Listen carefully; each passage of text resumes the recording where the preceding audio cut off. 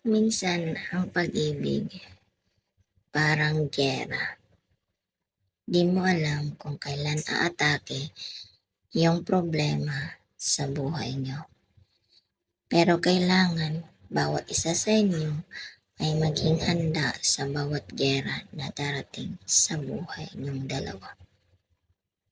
Kasi ganito yun, kapag isa sa inyo ay hindi handa sa mga darating na mga problema, isang lang ang ibig sabihin niyan. Either mag-aaway kayo or mapupunta sa hiwalayan ang lahat ng mga pinaghirapan niyo.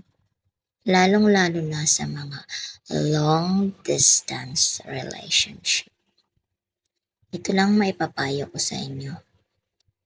Wag na wag talaga kayong maglilihim or magloko kahit hindi nyo alam kung ano yung ginagawa ng partner nyo.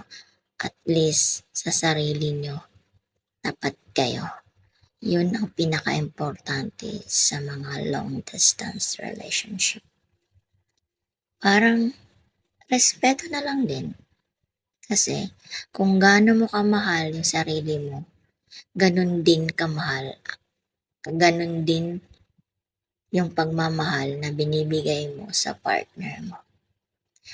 So, kailangan lang kapag LDR kayo, dapat maging consistent at palaging may time sa isa't isa.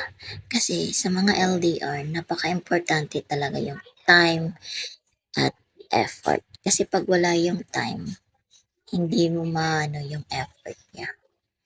At kung effort naman tapos walang time, it's useless. So, kailangan niyang dalawa ay dapat maibigay mo ng kusa sa partner mo. Huwag mong antayin na palagi na lang parang pinaparinggan ka ng partner mo na ganito, ganyan, ganito, ganyan. Huwag ganon. Dapat ikaw yung kusang magbibigay ng atensyon sa partner mo. Kasi kapag mararamdaman niya yan, ibabalik din niya yan sa'yo ng kusa.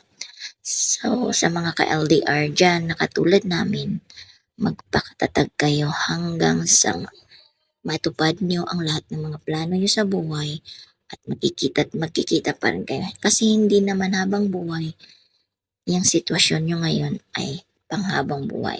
May darating talaga yung panahon na magkasama kayo. So, keep on goal at pa rin ang lahat ng mga pangarap.